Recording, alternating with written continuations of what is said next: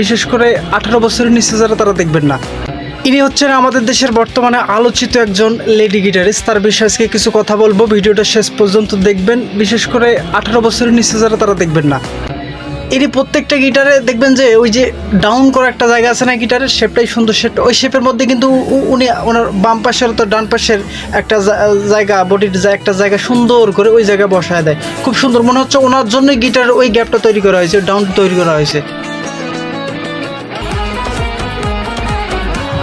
এবার একটু ভালো মতো খেয়াল করুন, দেখুন গিটারটা কিভাবে মানে তার শেপেই গিটারটা সুন্দর করে বানানো হয়েছে, তার শেপেই এত ডিজাইন করে গিটারটা বানানোর একমাত্র কারণ হচ্ছে এটাই।